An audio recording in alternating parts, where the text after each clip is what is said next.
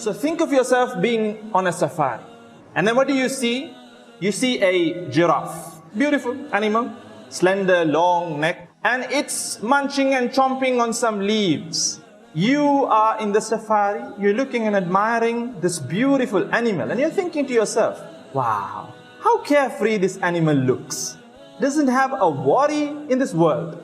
And in all reality, it is the truth. Because animals, they live in immediate response environments. Let me explain. The giraffe, whenever it's hungry, it feels hungry, it goes by a tree and it starts chomping on the leaves, hunger goes away.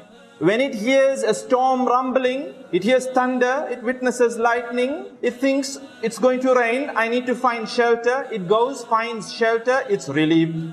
When it spots a predator, an animal that's looking to hunt it immediately, the flight or fight signals, fire in its brain. It runs for safety, and once it's safe, alhamdulillah. So immediate response environments. But we human beings, we live in delayed response environments. Today you're studying, you're not going to see the results immediately. You need to get your degree and you still don't know once you get your degree as to whether you would get a job. And even if you get a job, you don't know as to whether you'll be happy doing that particular job. And you don't know as to whether you'll be paid well.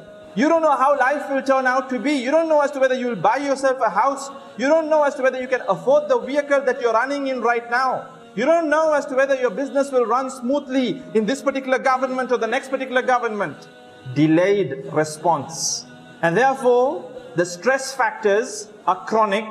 They're not short term. For the giraffe, it's short term. You see, anxiety is a natural response.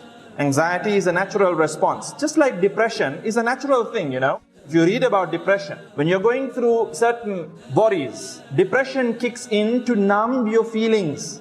And it's supposed to be short term. The minute it becomes long term, then that's when it becomes chronic depression. When you start feeling like you can't feel anything. You don't feel happiness, you don't feel sadness, you're like a zombie. Then it becomes problematic. Likewise, anxiety, look at the example of a deer. The deer in the jungle. It sees a lion, anxiety kicks in, and you see the deer bolting and running away. It's startled and it runs away. You might have seen it in BBC documentaries and whatnot. But once the deer moves out of the radius, the perimeter, where the lion is going to attack, what do you notice the deer doing after that? Do you see the deer all stressed up and sitting in a corner, heart beating away, dub, dub, dub, dub, dub. Lion is going to eat me, lion is going to eat me, lion is going to eat me. No. The deer goes to a corner and starts to graze like normal, and it goes on with its life.